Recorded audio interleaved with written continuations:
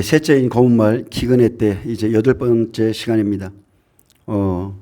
오늘 본문의 제목은 칼에 죽은 자들이 주려 죽은 자들보다 낫다. 칼에 죽은 자들이 굶어 죽는 자보다 낫다고요. 오늘 본문에 보면 예레미야가 4장인데 마지막 10절에 보면 아무리 자비로운 부녀일지라도 자기들의 손으로 자기들의 자녀를 삶아 먹었다. 이게 역사가 증명하고 있는 것입니다.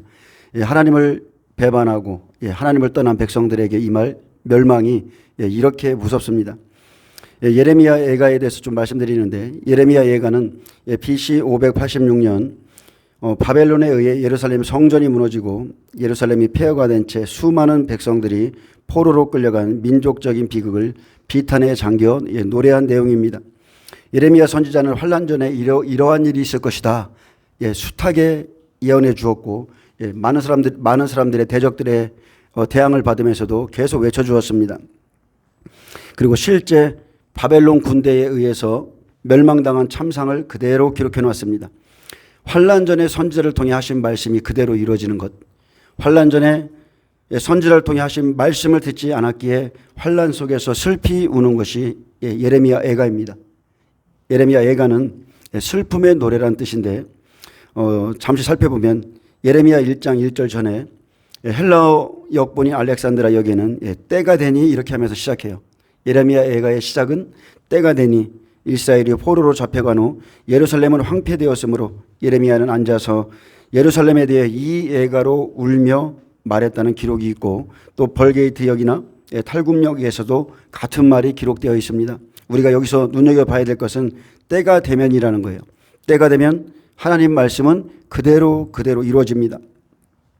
예레미야 1장은 슬프다 이성이여 이렇게 시작하는데, 여기에 슬프다 해당하는 히브리어 에이카는 어찌 이런 일이 있을 수 있는가, 어떻게 이런 일이 있을 수 있는가.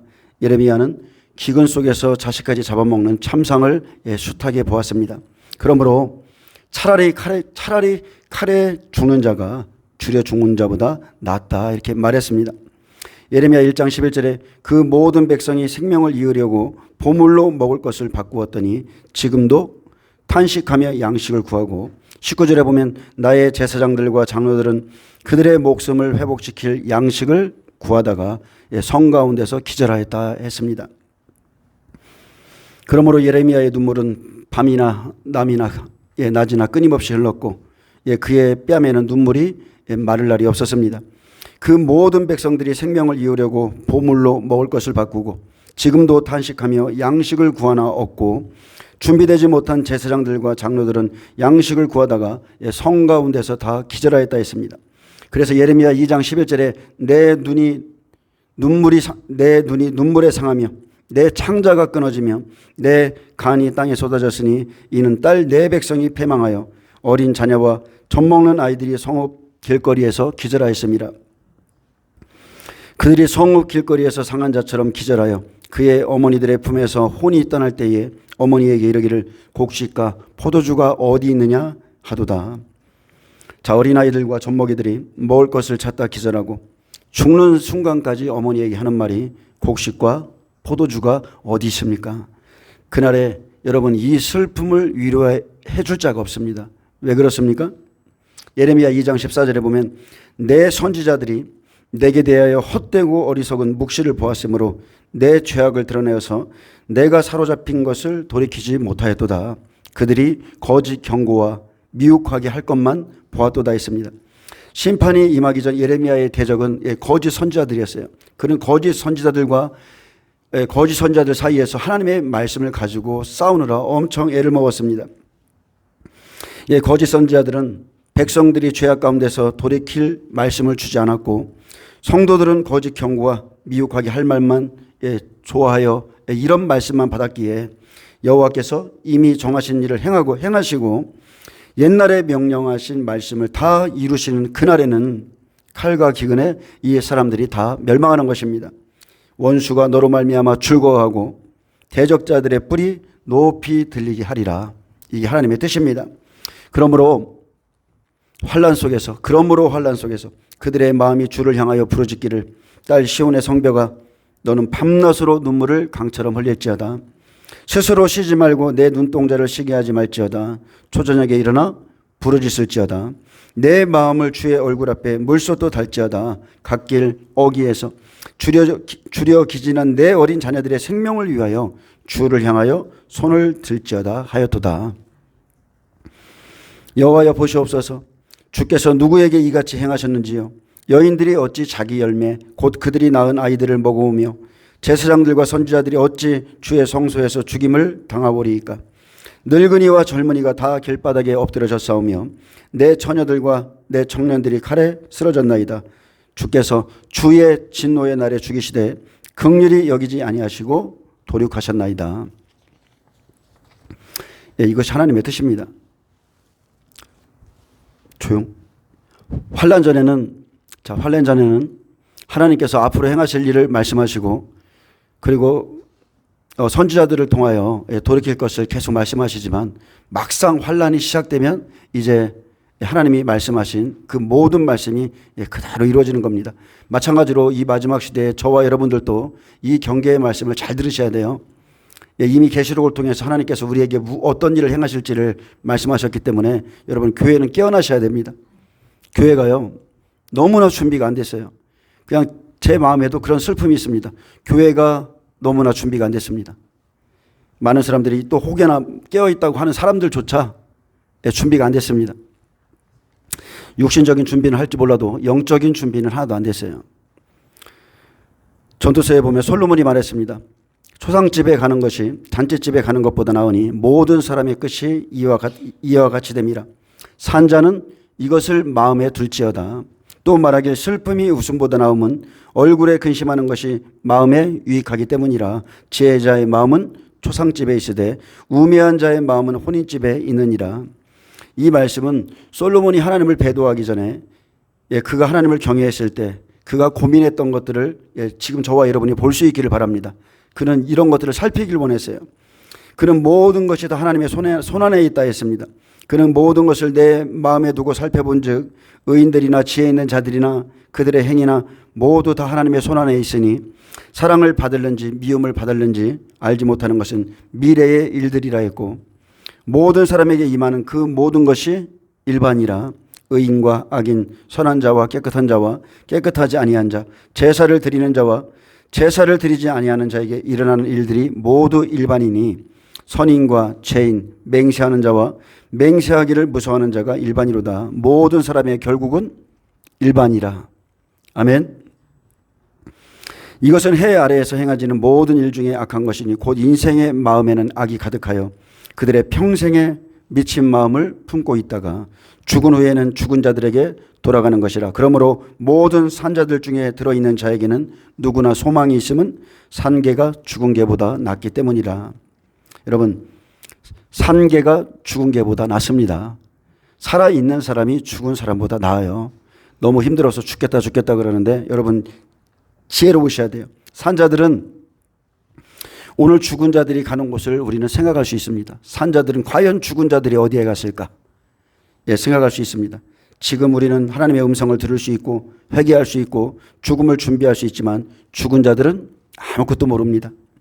분명히 사람은 자기의 시기도 알지 못하나니 물고기들이 재난의 그물에 걸리고 새들이 올무에 걸린 같이 인생들도 재앙의 날이 그들에게 호련히 임하면 거기에 걸리느니라 했습니다. 그래서 범사에 기한이 있고 천하만사에 때가 있습니다. 그래서 모든 교회는 이제 깨어나서 인생들의 재앙의 날을 준비하셔야 돼요. 여호와의 날이 다가오고 있음을 준비해야 됩니다. 환난 안에 들어가면 우리가 사는 것도 죽는 것도 다 하나님 손에 있음을 알게 될 것입니다. 다 하나님이 심은 대로 그대로 갚아주실 거예요. 누가복음 19장 42절에 보면 수많은 사람들이 예루살렘에 입성하시는 예수님을 기뻐하고 큰 소리로 하나님을 찬송할 때 예수님의 마음은 달랐습니다. 오히려 예수님은 그 성에 가까이 오셔서 우시며 말씀했습니다. 너도 오늘 평화에 관한 일을 알았더라면 좋을 뻔하였거니와 지금 내 눈에 숨겨졌도다. 수많은 군중들이 주님 안에서 기뻐하고 찬양하고 있을 때 예수님이 보신 것은 그들이 3일이 지나면 예수님을 부인하고 배도하고 십자가에 죽일 것도 하셨고 그리고 더 아파했던 것은 그들이 당할 심판의 날을 보시며 주님이 우신 것입니다. 저와 여러분이 이 영적인 눈이 있어야 돼요. 날이 이를지라 내 원수들이 토둔을 쌓고 너를 둘러 사면으로 가두고 또 너와 및 그 가운데 있는 내 자식들을 땅에 메어치며 돌 하나도 돌 위에 남기지 아니하리니 이는 내가 보살핌 받는 날을 알지 못함을 인함이니라. 날이 이를지라 했습니다. 이 예언의 말씀은 37년 후에 그대로 이루어졌죠. 주 70년에 로마에 의해서 그대로 이루어졌습니다. 주님은 내가 보살핌 받는 날을 알지 못하고 있었다 이렇게 말씀했어요. 여러분, 은혜 시대가 끝나가고 있어요. 이방인의 수가 다 차가고 있습니다. 내가 보살핌 받는 날 끝나가고 있습니다. 저는 지금 이것을 주님의 마음으로 지금 보고 있습니다. 그래서 아파요.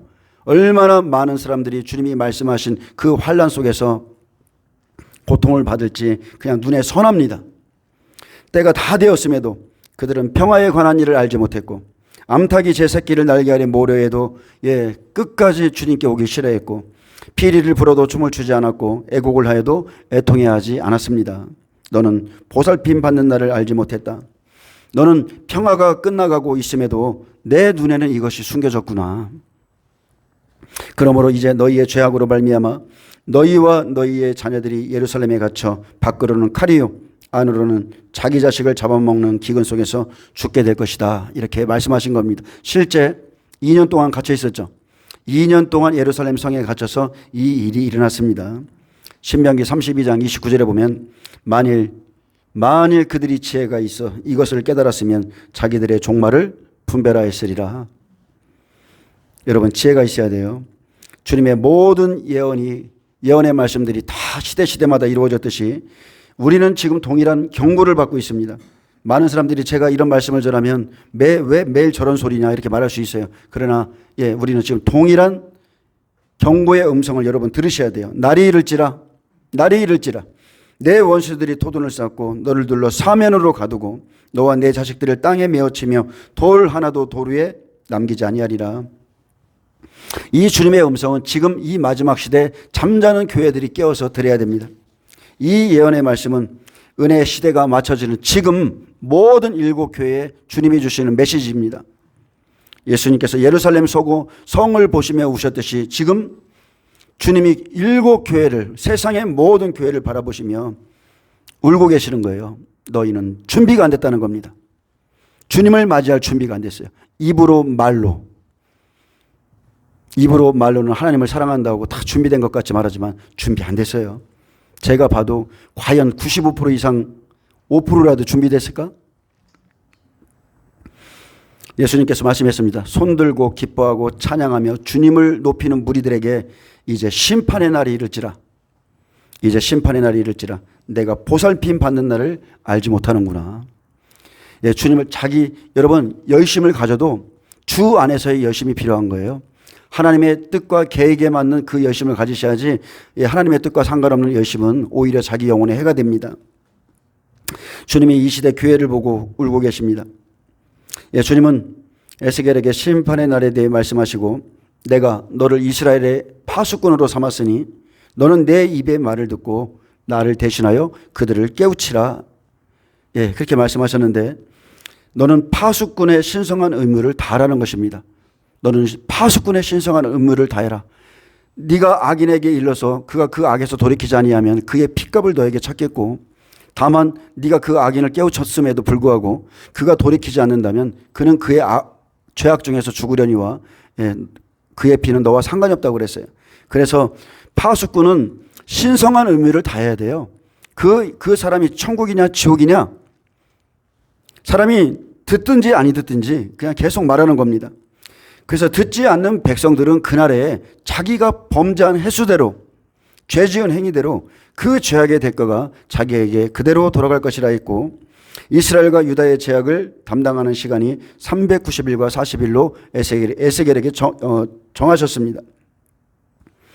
또 그들에게 내가 멸망하게 하는 기근의 독가사를 보내되 기근을 더하여 너희가 을레하는 양식을 끊으리라 하셨고 에스겔 선지자는 듣지 않는 패역한 백성들에게 표징이 되기 위해 430일을 누워 있었습니다. 이것은 주님의 사랑의 권면이고 표현이죠. 선지자들은 이렇게 고난을 받았지만 이것은 주님의 사랑의 표현이에요. 돌아오라, 이제라도 돌아오라, 내게로 돌아오라. 이스라엘과 유다의 죄악을 위해 왼쪽으로 390일, 오른쪽으로 40일을 꼼짝 않고 그렇게 누워 있었습니다. 또 포로가 될 것을 상징하기 위해서 끌려가는 포로의 행장을 했고, 떨면서 음식을 먹고 놀라고 근심하면서 물을 마셨습니다. 왜? 표징이 되기 위해서. 또 반역하는 이스라엘 족속에게 여호와의 말씀에 나의 말이 하나도 더디지 아니할지니 내가 한 말이 이루어지리라 선포하게 하셨고, 또 피 흘린 예루살렘 성에 녹슨 가마를 걸고 양떼를 넣어 삶았으며, 이것뿐만이 아니죠. 저는 성경을 읽어보면 참 어떻게 이것을 견디었을까? 이 시대 주의 종들이 한 사람이라도 과연 에스겔처럼 견딜 수 있었을까? 이것뿐만이 아니에요. 인자야, 내가 내 눈에 기뻐하는 것을 한번 쳐서 빼앗겠다. 네 눈에 기뻐하는 것을 내가 좀 빼앗을게. 너는 슬퍼하거나 울거나 눈물을 흘리거나 하지 말며 죽은 자들을 위하여 슬퍼하지 말고 조용히 탄식하며 수건으로 머리를 동이고 발에 신을 신고 입술을 가리지 말며 사람이 초상집으로 먹는 음식물을 먹지 말라 하신 후에 아침에 이렇게 말씀하시고, 말씀하신 대로 저녁에 에스겔이 가장 기뻐하는 그의 아내를 데려가셨습니다. 이것이 그 시대 참 선지자의 삶이었어요. 참 선지자들은 다 이렇게 고통받았어요. 상하상에 누우며 이런 삶, 이 시대의 목회자들이 골프 치러 다니고 이런 삶은 상상도 못해요. 선지자는 이런 것입니다. 바알과 같은 사람들의 삶 보세요. 그리고 그 극심한 슬픔 속에서 거짓을 예언하는 선지자들에게 가서 강력히 경고하라 했습니다. 자기 마음대로 예언하는 자, 본 것이 없이 예언하는 선지자에게 화가 있을 것이고, 여호와의 말씀이라 하여도 내가 말한 것이 아니라 스스로 허탄한 묵시와 거짓된 정죄를 보며 사람에게 그 말이 확실히 이루어지게 바라게 하는 거죠. 자기가 거짓을 말해놓고 그 말이 이루어지게 바라게 하는 거예요. 그들은 여호와가 보낸 자가 아니라 하셨습니다. 그러므로 너희가 허탄한 것을 말하고 거짓된 것을 보았으니 내가 너희를 치리라. 그러므로 내가 너희를 치리라. 시대마다 많은 선지자라는 사람들이 말합니다. 여호와의 말씀이라, 여호와의 말씀이라. 그렇게 거짓 선지자들이 백성들을 미혹할 때 심판의 말씀을 받은 참 선지자들의 마음 안에는 탄식이 있습니다. 슬픔이 있고 애곡이 있고 애가가 들어 있습니다. 그리고 무엇보다 분한 마음이 있어요. 하나님이 그 마음을, 분한 마음을 쌓아서 그들을 내보내시는 겁니다. 에스겔은 그 시대의 거짓 선지자들 속에서 악인과 죄인들에게 평안을 외치지 않았습니다. 하나님은 저 사람은 죽을 것이라 말씀하는데 거짓 선지자들은 그들에게 평안을 말해줘요. 근데 에스겔은 그렇게 말 안 했어요. 죽을 자에게는 넌 죽는다고 그랬습니다. 악인과 죄인들에게 평안을 외치지 않았고, 너희가 회개치 않으면 반드시 죽으리라. 그것이 여호와의 뜻이다. 범죄하는 그 영혼은 죽으리라. 여호와의 말씀대로 그렇게 전하고 있었습니다. 하나님은 모든 영혼이 내게 속한지라 하셨고 모든 영혼을 심판하실 것을 말씀했습니다. 범죄하는 영혼은 죽습니다. 아무리 의인일지라도 범죄하면 죽습니다.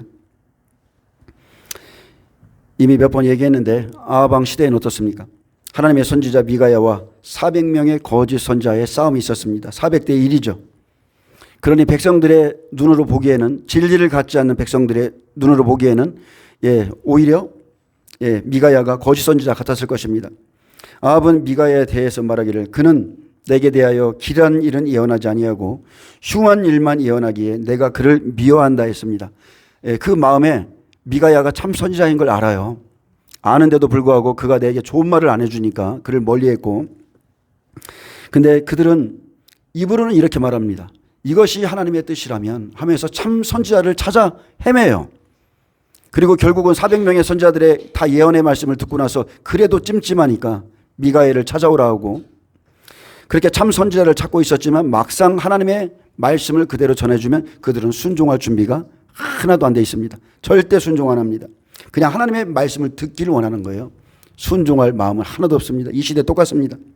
그러므로 여호와께서 거짓말하는 영을 그의 모든 선지자들의 입에 있게 하셨고 선지자 400명의 입에는 거짓의 영이 있었는데 그들은 어떻습니까? 백성들도 그렇고 그들 자신도 그렇고 자신들이 참 선지자인 줄을 착각하고 있다는 거예요. 여러분, 진리는 사람의 많고 적음과 아무 상관이 없어요. 교회의 크고 적음과 아무 상관이 없어요. 내가 곧 길이요 진리요 생명이라. 아멘. 내가 너희에게 이른 말이 영이요 생명이라. 이게 하나님의 말씀이냐 아니냐. 그것밖에 없습니다. 하나님의 뜻은 다수결도 아닙니다. 하나님의 뜻은 민주주의가 아니에요. 그분의 권위 앞에 그분의 권위 있는 말씀 앞에 모든 사람들이 고개를 조아려야 됩니다. 여호와께서 예레미야에게도 그 시대에 타락한 거짓 선지자들에 대해서 강력히 경고했습니다. 여호와의 말씀이니라. 선지자와 제사장이 다 사악한지라. 내가 내 집에서도 그들의 죄를 발견하였노라.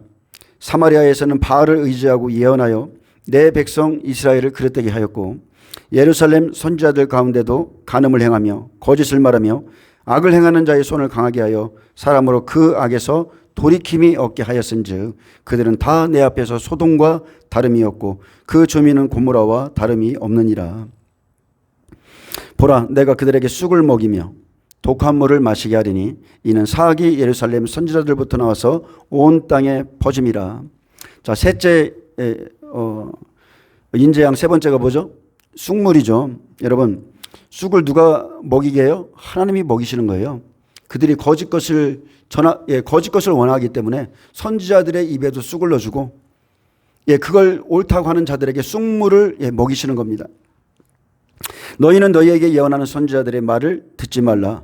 그들은 너희에게 헛된 것을 가르치나니 그들이 말한 묵시는 자기 마음으로 말미암은 것이요 여호와의 입에서 나온 것이 아니니라. 아멘.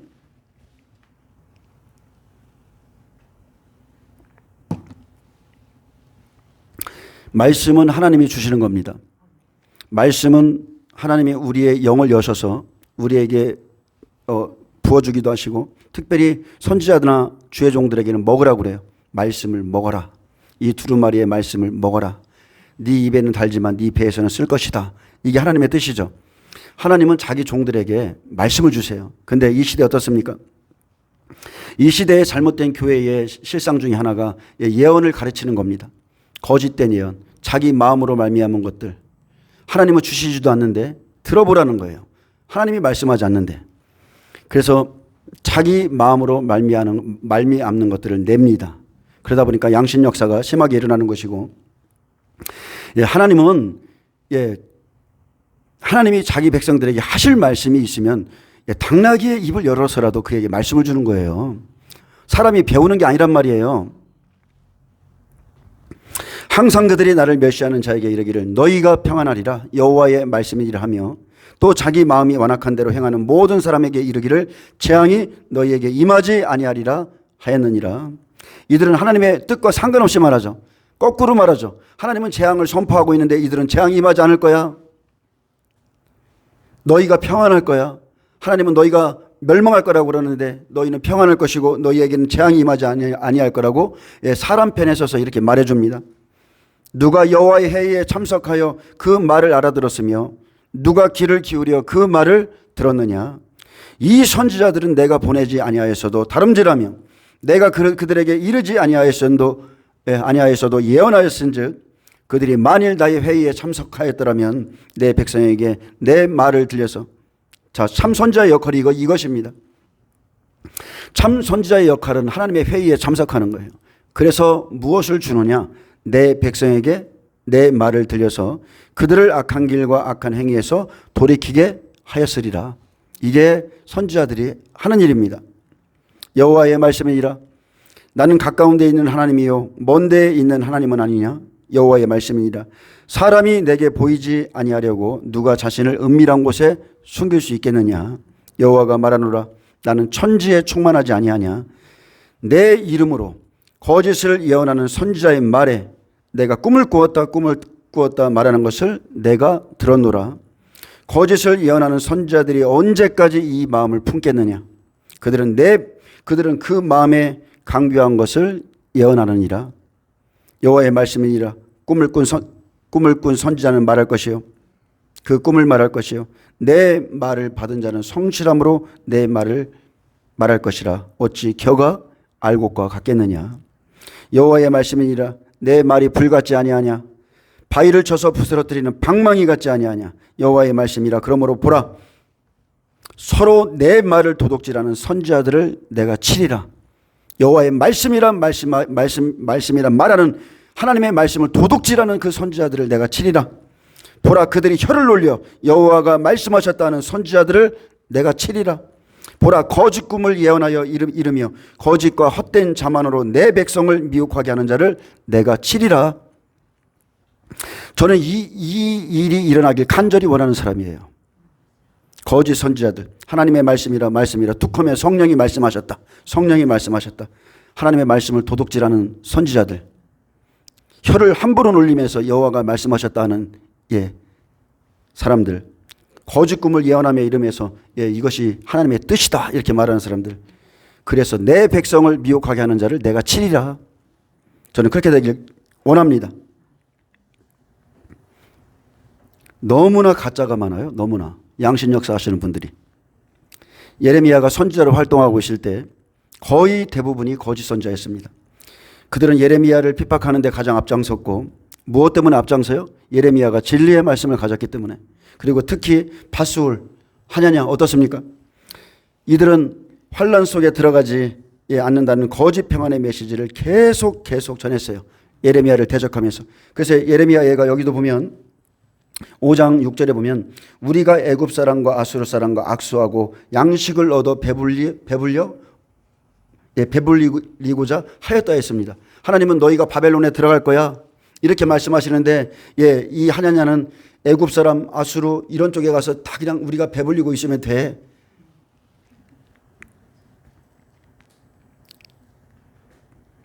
그는 계속적으로 하나님의 말씀을 정면으로 대적하고 있었어요. 여러분, 이 시대에 진리는 하나예요. 두 가지가 하나님 뜻이 아니에요.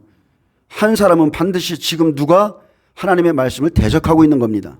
그렇기 때문에 만군의 여호와 이스라엘 하나님이 이같이 말씀하시길, 내가 바벨론 왕의 멍에를 꺾어 느부갓네살이 바벨론으로 옮겨간 여호와의 성전 모든 기구를 2년 안에 다시 이곳으로 되돌려오리라. 이렇게 하냐냐가 선포했는데 수많은 백성들이 이 말을 지지하고 따라갔어요. 근데 중요한 건 이거죠.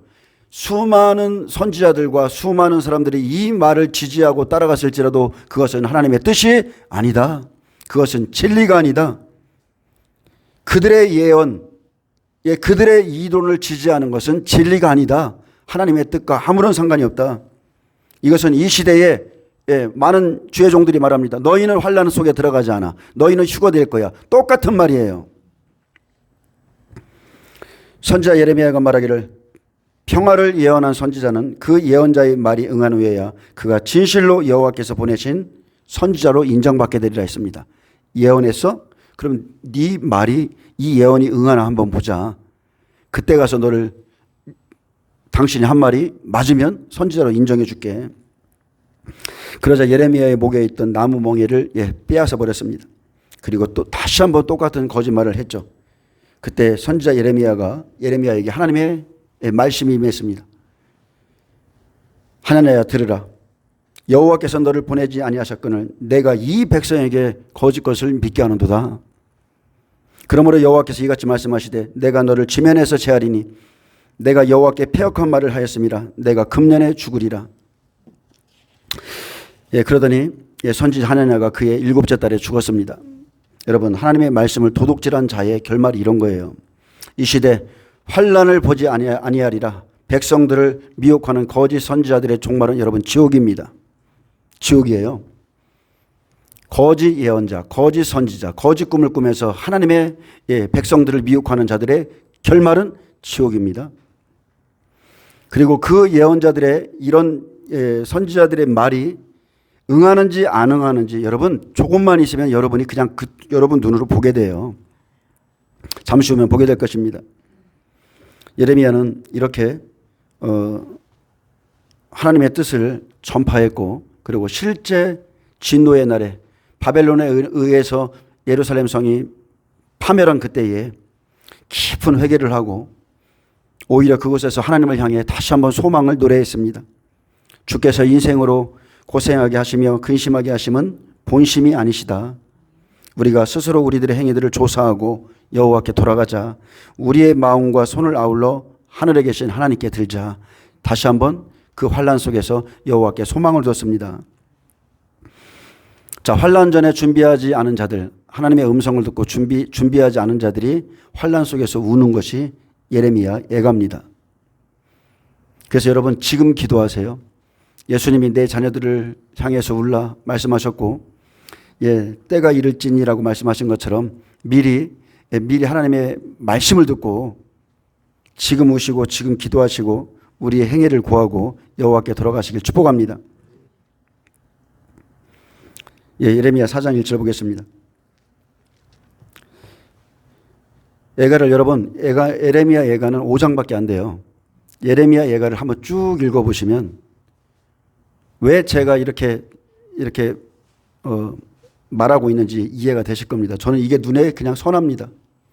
이런 일들이 실제 마지막 7년 환란 속에 들어가면 그대로 일어날 거예요. 수많은 그리스도인들이 고통 가운데 부르짖게 될 것입니다. 근데 중요한 거는 육신적인 것보다 여러분 영적인 것을 준비하셔야 돼요. 우리에게 육신적인 것도 필요하지만 하나님이 인정하는 사람이 되면 하나님이 보호하십니다. 그게 더 중요한 겁니다. 그래서 평상시 생활 그대로 열심히 생활하세요. 가정에서 하던 일 계속하시고 직장이나 학교나 모든 곳에서 그 상태로 생활하시고 마지막 때만 영적으로 육적으로 잘 준비하시면 됩니다. 편한 거 아무것도 없습니다. 내일 종말이 와도 저의 가치관은 사과나무 심는 거예요. 변함이 없습니다. 똑같습니다.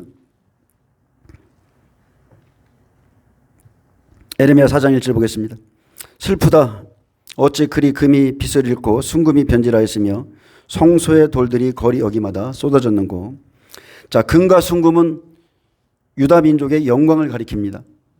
2절에 순금에 비할 만큼 보배로운 시온의 아들들이라 말한 것처럼 변치 않는 믿음, 변치 않는 말씀을 가졌기 때문입니다. 금과 정금은 원문에 보면 조각하다, 색이다, 반짝반짝하다는 뜻인데 하나님의 언약은 변치 않는 소금 약속인데 언약이죠. 그런데 환난 안에서 금이 빛을 잃고 순금이 변질되었다 했습니다. 자, 이스라엘 백성에게 정금 같은 믿음과 언약을 주셨음에도 그들은 변질되었고 하나님의 모든 약속을 잊어버렸습니다. 그래서 모든 약속이 이제 끝난 때이기에 약속 안에 있지 않은 성소의 돌들이 다 무너져서 거리거리마다 쏟아지는 겁니다. 그래서 창수가 나고 비가 내리고 그죠? 그러면 반석 위에 세운 집과 모래 위에 세운 집이 그냥 드러나는 거예요. 순금에 비할 만큼 보배로운 시온의 아들들이 어찌 그리 토기장이가 만든 질 항아리같이 여김이 되었는고.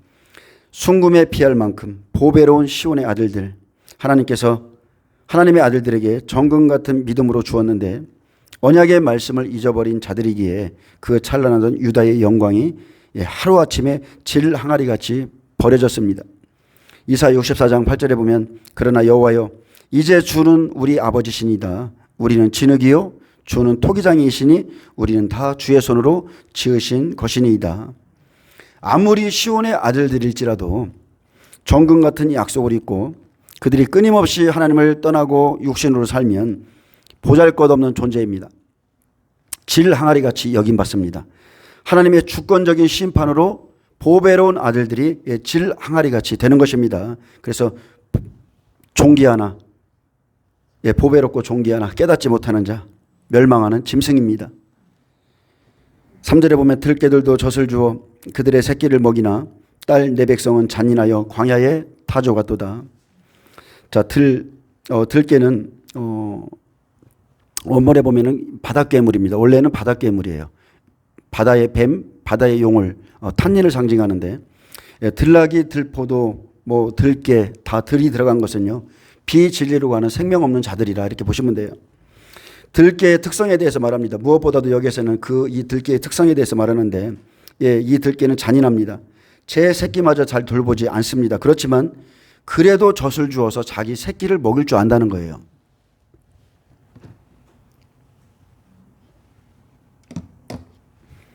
하지만 유다 백성은 환난 속에서 이 짐승보다 더 잔인해져서 자기 새끼를 돌보지 않게 될 것이고, 딸 내 백성은 믿음의 백성이죠. 잔인한 광야의 타조같이 될 것이라 했습니다. 타조의 특성은 자기가 알을 낳자마자 모래에 감추어 놓고 자기 알을 잊어버리는 겁니다. 그렇게 내팽개친 우둔한 새인데 새끼에게 관심이 없다는 거예요. 새끼에게 타조는 관심이 없습니다. 그래서 바벨론 성이 무너질 때에는, 그런 진노의 날에는 더 이상 생명을 낳거나 기르는 일에는 관심이 없습니다. 주의 종도 마찬가지고 성도들도 마찬가지예요. 환난과 기근의 때에는 딱 하나, 오직 자기 생명 외에 관심이 없습니다. 여기서는 그걸 지금 말해주고 있는 겁니다. 종들도 더 이상 양들을 위해 신경 쓰지 않습니다. 사람들도 광야의 타조같이 자기 형제, 자기 새끼조차 품을 줄 모릅니다. 유다 백성들이 들깨나 타조처럼 잔인해지는데, 이들이 잔인해지는 것은 이 사람들이 잔인성을 갖고 있었기 때문이 아니라 잔인해지게 만드는 환난, 잔인해지게 만드는 기근의 심각성 때문에 사람들이 이렇게 된다는 거예요. 환난에 들어가 보니 유다 백성이 이 짐승들보다 더 잔인해졌다. 환난 속에 들어가잖아요. 환난을 준비하지 않는 종이나 양은 똑같습니다. 하나님 보시기에 똑같아요. 그냥 심판의 대상일 뿐이에요. 다른 이의 생명에 관심 두지 않습니다. 여러분 꼭 명심하세요. 지금 하나님의 영적인 양식을 잘 준비하세요. 다른 이의 생명 그날에는 관심 없어요. 저 역시도 그럴 것 같아요. 그날에는 어떤 날이냐? 4절이죠. 젖먹이가 목말라서 혀가 입천장에 붙음이요, 어린아이들이 떡을 구하나 떼어줄 사람이 없도다 했습니다. 자, 지금은 풍년의 때이죠.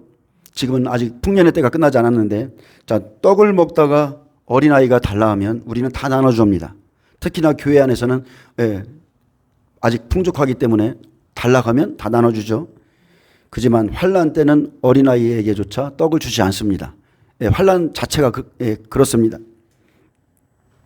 마태복음 24장 19절에 예수님은 이렇게 말씀했어요. 그날에는 아이 벤 자들과 젖먹이는 자들에게 화가 있으리로다. 이것은 영적인 것과 육적인 것을 두 개 함께 같이 말씀하고 있는 겁니다. 실제 아이 벤 자들, 젖먹이는 자들에게 줄 떡이 없고, 자, 아이 벤 자들인 영적으로 아직 해산하지 못해서 구원에 이르지 못한 상태가 아이 벤 자예요.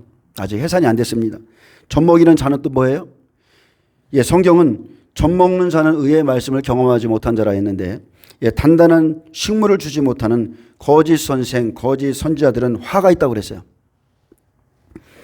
젖먹이는 자들에게는 화가 있습니다. 마지막 때 주의 종들, 이건 잘 들으셔야 돼요. 계속 젖을 먹이는 주의 종들, 주님의 이 때를 준비시키지 못하는 종들, 그리고 아이벤 자들 다 화가 있습니다. 앞으로 이와 같은 기근이 옵니다. 실제 옵니다. 젖먹이가 목말라 혀가 입천장에 붙는 기근입니다. 풍년에는 인심나죠. 넉넉할 때는 모든 걸 다 떼어줄 수 있지만 혹독한 기근 속에서는 보살핌을 받는 아이에게조차 떡을 떼어주지 않습니다. 어린 아이들마다 굶주림에 시달려 하는 극도의 기근 상태를 지금 보여주시는데, 실제 예루살렘 성이 바벨론 군대에 오랫동안 포위되어 있어 함락 직전에는 기근이 극치에 달해 있었기에 10절에 보면 그들이 그 안에서 뭐하고 있었어요? 자기 자식마저 살만 먹고 있었다고 그랬습니다. 내 자식이 지금 굶고 있어요. 근데 여러분 다른 이에게 줄 것이 있습니까? 없습니다. 없어요. 그리고 그날에는 왜 다른 이에게 줄 수 없느냐? 하나님이 그들을 심판하기 때문에 줄 수 없는 거예요. 준비하라 하실 때 나는 준비했고 그들은 안 했어요. 그래서 그들은 심판의 대상인데 내가 그날에 줄 수가 없는 거예요. 엘리야 때 사마리아 부분에 대해서는 좀 다음 시간에 한번 다뤄보겠지만, 엘리야 때 3년 6개월의 기근이 들었을 때 땅에 비가 내리지 않고 얼마 안 가서 모든 시냇가가 말랐습니다. 그리 시냇가도 말랐고, 그때 엘리야에게 하나님의 말씀이 임해서 시돈에 속한 사르밧 과부에게 가면 그가 너를 부양할 거다. 그래서 그곳으로 가라 했습니다. 하나님이 마지막 때는요, 종들에게 생명 있는 자에게 갈 곳을 지정해 주시는데, 생명 있는 자를 생명 있는 자에게 보내시는 게 마지막 때의 하나님의 뜻이에요. 그래서 그곳에 도착해 보니까 어떻습니까? 자기의 눈으로 보니까 참 가관도 아닌 거예요. 그녀가 자식과 함께 기근에 시달리다 못해서 이제는 완전히 지쳐버렸습니다. 마지막으로 남은 가루 한 움큼, 병에 조금 있는 기름으로 나뭇가지들을 주워다 떡을 만들어 먹고 죽으려고, 자살하려고, 그렇게 지금 마지막 그걸 준비하고 있었어요. 그런 상황에 엘리야가 가서 말합니다. 저는 이 장면을 보고 어떻게 이렇게 뻔뻔한 종이 있을까? 그렇게 생각을 했었어요. 근데 엘리야는 하나님의 말씀을 지금 대언하는 거예요. 그 떡을 먼저 내게 가져오라. 그리고 너와 내 아이를 위해 만들라. 이스라엘의 여호와의 말씀이 나 여호와가 비를 지면에 내리는 날까지 그 통에 가루가 떨어지지 아니하고 그 병에 기름이 없어지지 아니하리라. 그가 가서 엘리야의 말대로 하였더니 엘리야와 그의 식구가 여러 날 먹었더라 했습니다. 그래서 마지막 때 생명을 준비한 자에게 생명 있는 자를 보내십니다. 이것은 보내심이죠. 그냥 보냄을 입는 거예요. 마지막 때. 그날에는 먹을 양식 없습니다. 나눠줄 양식 없습니다. 믿음으로 하나님의 공급하심이 있는데 그 떡을 내게로 먼저 가져오라. 제가 여러분 얼마나 하나님께서 자기 백성이 이렇게 믿음이 없었으면 시돈 땅에까지 보내셨겠어요. 예수님이 이 부분에 대해서 말씀했죠. 제가 이런 환경에 있는 사람한테 지금 이렇게 우리가 풍족한데도 그 떡을 내게로 먼저 가져오라. 그러면 성도님이 저한테 옛다 떡이나 먹어라. 이렇게 할 사람이 없어요. 순종할 사람 없습니다. 사르밧 과부처럼 죽음 앞에서 자기 아들과 함께 그 죽음 앞에서 하나님의 말씀을 믿고 순종할 자 과연 몇 명이나 되겠습니까? 지금도 하나님을 경외하지 않고 신뢰하지 않는데 지금도 주의 종들의 말을 하여 신뢰하지 않는데 그날에 이렇게 할 수 있는 사람이 누가 있겠어요? 인자가 올 때에 믿는 자를 보겠느냐? 여러분 거의 없다는 거예요. 거의 없습니다. 그래서 예수님께서 말씀하셨죠. 사르밧 과부에게 그를 보낸 것은 그녀가 하나님을 경외했기 때문이라는 거예요. 그 가운데 생명 있는 여인에게 보냈습니다. 누가복음 4장 25절에 보면 내가 참으로 너에게 이르노니 자, 이 말씀을 어디서 하셨어요? 자기 고향에서 하셨죠. 선지자가 고향에서는 대접을 받지 못하느니라. 이러면서 자기를 부인하는 거예요. 예수님의 말씀을 계속 거부해요. 그랬더니 이 말씀을 하시는 겁니다. 엘리야 시대에 하늘이 3년 6개월간 닫히어 온 땅에 큰 흉년이 들었을 때에 이스라엘에 많은 과부가 있었으나 엘리야가 그중 한 사람에게도 보내심을 받지 않고 오직 시돈 땅에 있는 사렙다의 한 과부에게 뿐이었으며 이것은 예수님 얘기하시는 거예요. 엘리야는 예수님의 예표예요. 시돈 땅의 과부에게 한 과부에게 보내졌지만 예수님은 어디로 가셨어요? 사마리아 여인에게 가셨죠. 그녀에게 갔었습니다. 또 선지자 엘리사 때에 이스라엘에 많은 나병 환자가 있었을 때 그 중에 한 사람도 깨끗함을 얻지 못하고 오직 수리아 사람 나만 뿐이었느니라. 이스라엘 땅에 얼마나 많은 문둥병자가 있었습니까? 근데 10명의 문둥병자를 고쳐줘도 그 중에 한 사람만 돌아왔다고 그랬죠. 똑같습니다. 순종하는 자는 많지 않습니다. 예수님은 선지자가 고향에서 환영을 받는 자가 없다 하셨고 그들의 믿음의 실체에 대해서 지나간 과거를 통해서 말씀해 주시니까 어떤 일이 생겨요?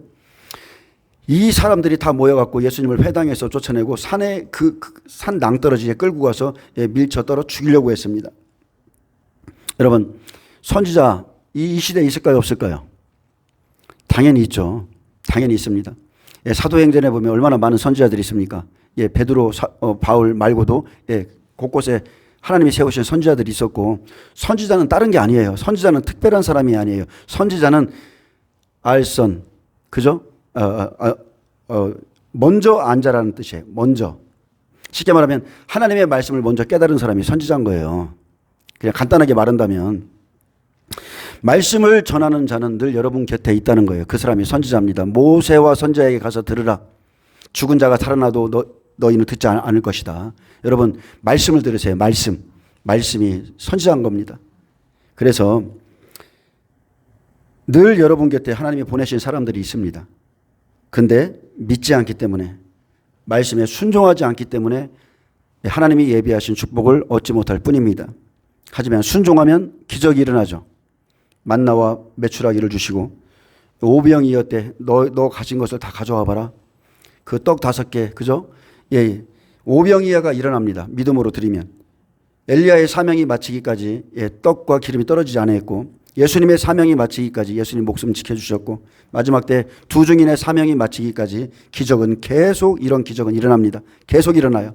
저 역시 마지막 때 이제 환란 속에 들어가면 얼마나 하나님께서 많은 기적을 주시겠습니까? 여호와의 말씀이 엘리야에게 있었습니다. 참 엘리사에게 있었어요. 엘리야 시대에 대해서 잠깐 짧게 말할게요. 엘리야 시대에 너무나 많은 기적이 일어났었는데 이렇게 말했어요. 여호와의 말씀이 엘리사에게 있다 그랬어요. 엘리사에게 여호와의 말씀이 있다. 그 시대에 여호와의 말씀이 엘리사의 입에 있어. 그 여호와의 말씀이 여러분 능력인 것입니다. 다른 게 능력이 아니고 하나님의 말씀이 그 안에 있었기 때문에 그가 말하는 것마다 능력으로 역사된 거예요. 그는 비가 없을 때 개천을 팔아 그러면 물을 공급해 줄 것이다. 하나님께서. 자, 하나님의 말씀이 입에 있었어요. 그대로 되죠. 선지자의 제자의 아내에게 기름 한 그릇밖에 없어 그가 빛에 매여 이제 종으로 팔려가게 됐습니다. 그때 너는 모든 이웃에게 가서 빈 그릇을 빌려오라. 이게 하나님의 뜻이었어요. 그랬더니 그 여인이 순종하자마자 기름을 부어주어 빚을 감고 남은 것으로 생활하게 되었습니다. 하나님의 말씀은 그대로 됩니다. 수넴 여인의 죽은 아들을 살려주었죠. 나아만의 나병을 고쳐주었습니다. 그가 순종했기 때문에 된 거예요. 또 사마리아가 아람에게 에워싸 굶주려서 자기 자식을 잡아먹고 있을 때 내일 이맘때 하나님께서 하늘의 창문을 열고 곡식을 주실 것을 예언했는데 하나님의 말씀을 믿는 자는 먹었고 하나님의 말씀을 의심하는 자는 죽었습니다. 그리고 수넴 여인에게 뭐라 하겠습니까? 죽은 아들을 살려줬던 수넴 여인에게 여호와께서 기근을 부르셨다. 이제 앞으로 이 땅에 7년 동안 기근이 있을 것이다. 알려주었죠. 그리고 7년 동안 피할 길을 주셨고 갔다 와서 자기 땅 기업을 다시 회복하게 했죠. 어느 시대든 생명 있는 자에게 환란에 들어가기 전에 생명 있는 자에게 생명의 말씀을 주시고 생명을 허락하십니다. 다른 것으로 생명을 여는 게 아니죠. 내가 곧 길이요 진리요 생명이라 말씀으로 생명을 열어주는 거예요. 하나님의 말씀 앞에서 순종만 하면 다 삽니다. 이제 5절은 자 환란 전과 환란 후의 모습을 보여주는데 맛있는 음식을 먹던 자들이 외롭게 거리에 있으며 환란 전에는 붉은 옷을 입고 자라난 자들이 이제는 거름더미를 안았도다 했습니다. 자, 붉은 옷을 입고 자라난 자들, 집에서 길려온 자들이죠. 이제는 거름더미를 안았도다. 이들은 환란 속에 들어가기 전에 얼마나 믿음이 있는 것처럼 보였어요. 이들은 얼마나 맛있는 음식을 먹었습니까? 붉은 옷을 입고 자랐다고 그랬어요. 자, 환란 전에 하나님의 말씀을 맛있게 먹고 맛있는 음식을 먹던 자들, 부유하다 말하는 자들은 하나님의 심판의 말씀을 믿지 않아서 자, 예레미야가 전한 하나님의 말씀에 그 심판의 말씀을 믿지 않아 회개치 않았기에 결국 거리로 나가 외롭게 되었고 또 환란 전에는 붉은 옷을 입고 자, 보혈로 씻긴 여러분 왕 같은 제사장이에요. 붉은 옷. 자, 부귀 영화 사치로 화려하게 편하게 살았지만 이제는 거름더미를 안았도다. 이것은 교회 안의 모습을 말하는 겁니다. 여러분은 보혈로 씻겼어요. 여러분은 붉은 옷을 입고 자라난 사람들입니다. 이것은 교회 안의 모습이고 교회 안에서 자라난 자들이며 교회 안에서 길리 얻지만 겉으로는 생명이 있어 보이는데 실제 생명 없어요. 생명 없습니다.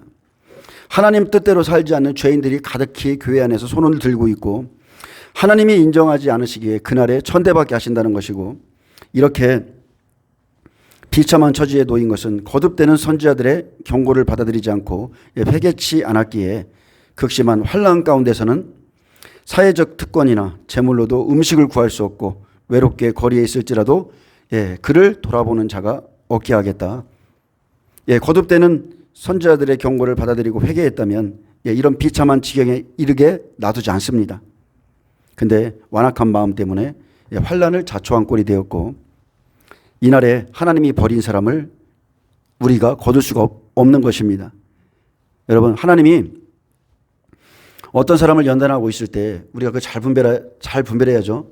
아시잖아요. 영적인 원리. 하나님이 어떤 사람을 만들기 위해서 연단하고 있는데 함부로 그가 지금 재정으로 고통을 겪고 있는데 돈을 갖다 줘서도 안 되고. 그죠? 우리가 이걸 잘 분별해야 돼요. 그 날에 하나님이 버린 사람을 우리가 도울 수가 없는 거예요. 이미 하나님은 준비할 수 있는 시간 다 주셨고 그때는 그냥 그 사람들의 믿음을 그냥 다 나눠 믿음대로 심판하시는 거기 때문에 그렇습니다.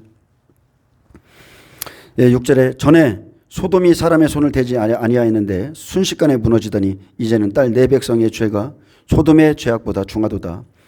자, 소돔은 동성애의 천국이죠. 땅이 음란과 더러움으로 황폐하였고 무법한 사람들의 죄악 때문에 사람들의 부르짖는 탄원을 하나님께서 들으실 정도로 그렇게 타락했습니다. 얼마나 사람들이 하나님께 부르짖었는지 하나님이 천사들을 통해서 이것이 사실인가 들으러 가겠다 하셨고, 그래서 천사의 손을 통해서 롯의 가장만 빼고 순식간에 유황불로 멸망시켰는데, 그런데도 유다의 죄는 소돔보다 더 악하다 했습니다.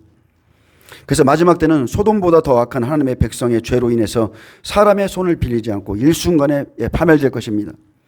7절에 전에는 존귀한 자들의 몸이 눈보다 깨끗하고 젖보다 희며 산호들보다 붉어 그들의 윤택함이 갈아서 빛낸 천국 같더니, 자, 환난 전에는 하나님의 은혜 안에 있기 때문에 다 존귀합니다. 성도들의 몸이 눈보다 깨끗하고 젖보다 희고 산호들보다 붉어 그들의 윤택함이 갈아서 빛낸 천국 같아 보였다는 것이죠.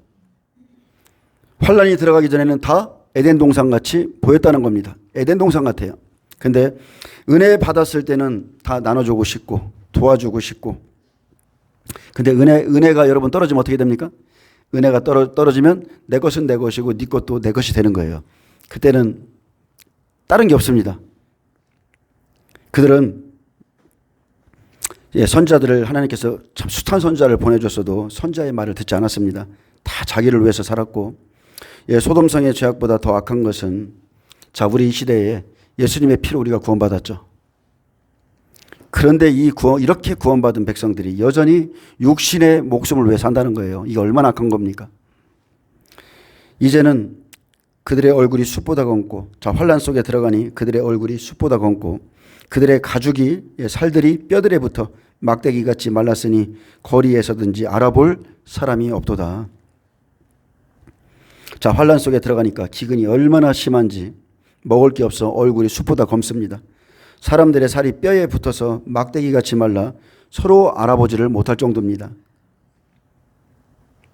그래서 소말리아 사람들 이렇게 다 움푹 패인 거 보면 이해가 되시죠? 저도 예전에 15kg가 한순간에 영적 싸움하면서 15kg가 빠진 적이 있는데 사람들이 저를 못 알아봤어요. 칼에 죽은 자들이 줄여 죽은 자들보다 나음은 했습니다. 칼에 죽은 자들이 줄여서 먹지 못해서 죽은 자들보다 나음은 토지 소산이 끊어짐으로 그들이 찔림 받은 자들처럼 점점 쇠약하여 가미로다. 여러분, 칼에 죽는 것이 낫습니다. 칼에 죽은 자들, 순식간에 죽은 자들이 오히려 굶어 죽은 자들보다 나음은, 이렇게 말합니다. 서서히 쇠약해져 굶어 죽는 것보다 칼에 죽는 게 낫다. 이것은 영적인 기근이 아니죠. 실제적인 기근의 상태를 보여주는데, 단 한순간에 칼에 죽은 자들이 오히려 부러운 것은 이 땅의 고통의 정도를 보여줍니다. 스스로 죽을 수도 없고, 소돔은 불의 심판으로 갑작스럽게 멸망했지만 오히려 유다가 받을 형벌보다는 낫습니다. 칼로 순식간에 죽은 자들이 극한 기아 상태에 빠져서 시름시름 쇠약해져 온갖 괴로움을 당하며 서서히 죽는 것보다 낫다는 것입니다. 예레미야는 이것을 봤어요. 사람들이 배고픔에 미쳐서 눈앞에서 자기 자식을 삶아 먹는 모습을 봤습니다. 광기에 찬 이 모습을 보게 되는데 남도 아니고 자기 자식을 그 어머니가 먹는 상상치도 못하는 일들이 기근 속에서 일어났다, 이렇게 기록해 놨습니다. 근데 우리가 겪게 될 기근은, 마지막 때의 환란은 창세 이후로 이런 환란이 없었다. 이보다 더할 것이라는 거예요. 마지막 때는. 그래서 10절에 딸 내 백성이 멸망할 때에 자비로운 부녀들이 자기들의 손으로 자기 자녀들을 삶아 먹었도다. 자비로운 부녀들, 인정 많은 부녀들, 모성애가 많은 부녀들조차 자기 자식을 식물로 삼았다 했습니다. 그래서 딸 내 백성이 멸망할 때 악한 부녀가 아닙니다. 자비한 부녀들, 자비한 여자들조차 자기들의 손으로 자기들의 자녀를 삶아 먹었도다. 그래서 자비로운 성품일지라도 모성애로도 조차 안 되는 기근을 맞이할 것이다. 이 일은 앞으로 있게 될 환란 때에 있을 일입니다. 우리 시대에 있을 일이고, 불, 우박, 홍수, 가뭄, 극심한 환경, 지금도 불에 타는 더위, 미쳐버릴 듯한 기근. 그래서 그 사이 그곳에서 악해진 사람들 속에서 자비한 여자가 이렇게 변한다는 거예요. 이것이 약속을 잊고 산 자들의 결말입니다. 많은 사람들이 세상에 빚진 것은 갚습니다. 그런데 하나님께 빚진 것은 갚지 않습니다. 하나님께 진 죄의 빚이 우리에게 있죠. 예, 죄의 빚을 갚지 않는 것이 악이에요. 예, 여러분, 하나님이 우리에게 베푸신 구원의 은총을 가볍게 여기면 안 돼요. 저와 여러분은 10,000달란트 빚을 탕감받았습니다.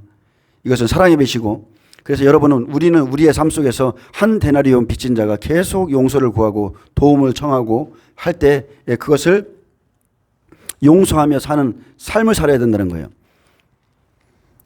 하나님이 원하시는 것은 공의와 정의의 삶입니다. 우리에게 특별하게 바라신 게 없어요. 그리스도인들에게 바란 게 없어요. 가정에서, 직장에서, 학교에서 하나님이 원하신 뜻대로 빚을 내면서 살으라. 그것이 하나님의 뜻이지 특별한 게 없어요. 이런 기근 속에서 믿음을 달아보실 때 어떤 환경에서도 여러분 감사하고 원망하지 말고 족한 줄을 아시기 바랍니다. 우리는 지금 약속을 믿고 가죠. 하나님께서 정하신 추수의 시간까지 인내하며 참고 가면 됩니다. 유다가 멸망한 것은 거짓 선지자들과 제사장들의 죄악 때문이었습니다. 그들이 성읍 안에서 의인들의 피를 흘렸다 했습니다. 그래서 거짓 선지자, 거짓 예언자들, 그들의 말을 추앙하며 따르던 백성들의 최후의 모습은 멸망이죠. 말이 영이요 생명이에요. 그날에 선지자들과 제사장들이 맹인같이 방황하고 그들의 옷이 피에 더러워져 만질 수가 없게 되고 그들을 따르던 사람들이 외쳐서 이르기를 뭐라고 합니까? 저리 가라, 저리 가라, 부정하다, 부정하다, 만지지 말라. 자기들이 따랐던 그 선지자들에게 이렇게 말하는 거예요. 그날에 환난에 대해서 준비시키지 않고 하나님의 말씀으로 우리를 돌이키지 않게 한 그 거짓 선지자들과 목회자들은 사람들에게 수치를 당합니다. 저리 가라, 저리 가라, 만지지 말라. 너는 부정한 자다. 제가 좀 이제 말씀을 맺습니다. 제가 이 말씀을 좀 읽어드릴게요. 딸 네 백성이 멸망할 때에 자비로운 부녀들이 자기들의 손으로 자기들의 자녀들을 삶아 먹었도다 했습니다. 근데 여호와께서 그의 분을 내시며 그의 맹렬한 진노를 쏟으시며 시온의 불을 지르사 그 터를 사르셨도다. 대적과 원수가 예루살렘 성문으로 들어갈 줄은 세상의 모든 왕들과 천하 모든 백성이 믿지 못하였도다. 그의 선지자들의 죄들과 제사장들의 죄악들 때문이니 그들이 성읍 안에서 의인들의 피를 흘렸도다 했습니다. 하나님이 보내신 사람들을 피를 흘렸어요. 그들이 거리거리에서 맹인같이 방황하며 그들의 옷들이 피에 더러워졌으므로 그들이 만질 수 없도다. 사람들이 그들에게 외쳐 이르기를 저리 가라, 부정하다, 저리 가라, 저리 가라, 만지지 말라 하였음이며 그들이 도망하여 방황할 때에 이방인들이 말하기를 그들이 다시는 여기서 살지 못하리라 하였도다. 여호와께서 노하여 그들을 흩으시고 다시는 돌보지 아니하시리니 그들이 제사장들을 높이지 아니하였으며 장로들을 대접하지 아니하였음이로다. 아멘. 그날에는 거짓 선지자들, 장로들 여러분 대접 못 받습니다. 지금이야 거짓말을 해도 용납이 되지만 그날에는 절대 안 그렇다는 거예요. 그리고 예레미야가 5장 이 짧으니까 제가 좀 읽어드릴게요. 여호와여, 우리가 당한 것을 기억하시고 우리가 받은 치욕을 살펴보옵소서. 우리의 기업이 외인들에게 우리의 집들도 이방인들에게 돌아갔나이다. 우리는 아버지 없는 고아들이오며 우리의 어머니는 과부들 같으니 우리가 은을 주고 물을 마시며 값을 주고 나무들을 가져오며 우리를 뒤쫓는 자들이 우리의 목을 눌러싸우니 우리가 기진하여 쉴 수 없나이다. 우리가 애굽 사람과 아수르 사람과 악수하고 양식을 얻어 배불리고자 하였나이다. 이렇게 죄를 고백하죠. 하나님은 바벨론으로 너희가 끌려가면 너희가 그곳에 가면 내가 너희를 좋은 무화과나무같이 잘 돌봐줄게라고 했는데 거짓 선지자들의 말을 듣고 이 사람들이 애굽 사람과 아수르 사람들에게서 좋은 양식을 배불리 먹으려 했어요. 우리 조상들은 범죄하고 없어졌으며 우리는 그들의 죄악을 담당하였나이다. 종들이 우리를 지배하며 그들의 손에서 건져낼 자가 없나이다. 광야에는 칼이 있으므로 죽기를 무릅써야 양식을 얻사오니 굶주림의 열기로 말미암아 우리의 피부가 아궁이처럼 검은이다 했습니다. 얼마나 대적들이 시온에서 부녀들을 유다 각성읍에서 처녀들을 욕보이고 지도자들은 그들의 손에 매달리고 장로들의 얼굴도 존경을 받지 못하고 청년들이 맷돌을 지게 되죠. 노새가 끌어야 되는 맷돌을 청년들이 지게 되고 아이들이 나무를 치다가 엎드러지고 노인들은 다시 성문에 앉지 못하고 청년들은 다시 노래하지 못하고 이게 예, 우리의 마음에는 기쁨이 그치고 우리의 춤은 변하여 슬픔이 되었사오니 우리의 머리에서는 면류관이 떨어졌사오나 오라 우리의 범죄 때문이다 그랬습니다. 여러분 말씀을 믿으시길 바랍니다. 우리가 이 시대에 하나님이 우리에게 주신 말씀이 너무나 많습니다. 예, 그래서 우리가 말씀을 듣고 다른 게 아니에요. 우리가 날마다 그냥 회개하며 사는 삶을 살면 그것이 마지막 때를 잘 준비하는 거예요. 예? 특별한 게 없습니다. 앞으로 이러한 일이 있을 것이다. 이것을 하나님 말씀을 그대로 믿고 마지막 때는 7년 기근, 짐승의 표 이런 일이 있을 것이니까 요셉의 때와 같이 잘 준비해라. 이렇게 우리에게 말씀하셨고 준비하지 않는다면 여러분도 이렇게 고백하게 될 겁니다. 아, 칼에 죽은 자들이 줄여 죽는 것보다 낫다. 준비하지 않은 사람들은 이 고백하게 될 거예요. 기근으로 죽는 것보다 차라리 칼에 죽을 걸. 그게 그런 고백할 것입니다.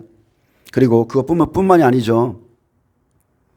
그것뿐으로 끝나면 얼마나 좋겠습니까? 자기가 준비되지 않았기 때문에 어린 자녀와 젖 먹는 아이들까지도 기진하고 길 위에 쓰러져 죽는 것을 보게 될 것입니다. 그리고 하나님께서 버리셨으므로 당신을 위로할 자가 없습니다. 바울은 말했습니다. 우리 주 예수 그리스도께서 강림하실 때 너희의 영과 혼과 몸이 흠없게 보존되기를 원하노라. 하나님의 말씀을 붙잡고 잘 준비하시기를 예수님의 이름으로 축복합니다. 기도하겠습니다. 주님 감사합니다. 하나님의 심판은 다른 것이 아니라 하나님의 백성이 하나님 백성답게 살지 않았기 때문입니다. 여전히 범죄하면서 마지막 때를 준비한들 우리에게 무슨 소용이 있으며 하나님 앞에 범죄한 모든 것을